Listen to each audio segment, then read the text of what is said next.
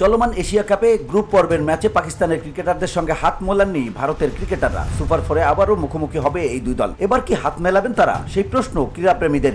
Handshake বিতর্ক নিয়ে পাকিস্তানের ক্রিকেটারদের কড়া নির্দেশ দিয়েছে আইসিসি।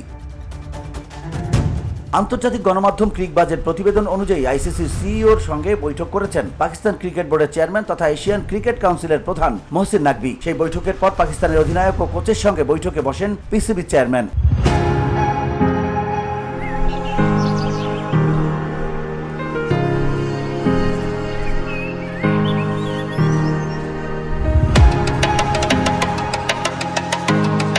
আইসিসির পক্ষ থেকে পাকিস্তানকে নির্দেশ দেওয়া হয়েছে সুপার ফোরের ম্যাচে যেন পাকিস্তান ক্রিকেটাররা ভারতের ক্রিকেটারদের সঙ্গে হাত মেলাতে না যান।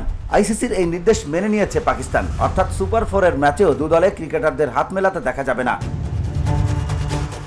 এদিকে করমর্দন না করার ঘটনা ঘিরে তৈরি হওয়া বিতর্ককে ছাপিয়ে খেলায় মন দেওয়ার আহ্বান জানিয়েছেন 1983 সালের বিশ্বকাপ জয়ী অধিনায়ক কপিল দেব। সাবেক ভারতীয় অধিনায়কের বিশ্বাস, সূর্যকুমার যাদবের নেতৃত্বে ভারত এবারও এশিয়া কাপে শিরোপা ধরে রাখবে। সংবাদ সংস্থা ANI-কে তিনি বলেন, এসব খুব ছোটখাটো বিষয়। কেউ যদি করমর্দন না করে তাতে সমস্যা কোথায়? এটা খেলার নিয়ম নয়, বরং ব্যক্তিগত পছন্দ। এ নিয়ে বিতর্ক তৈরি করা অযৌক্তিক। ভুল বক্তব্য দিয়ে বিতর্ক বাড়ানো ঠিক নয়। পাকিস্তান ভালো ক্রিকেট খেলেনি, সেটা নিয়ে কাজ করা উচিত তাদের। VOD Bangla news desk.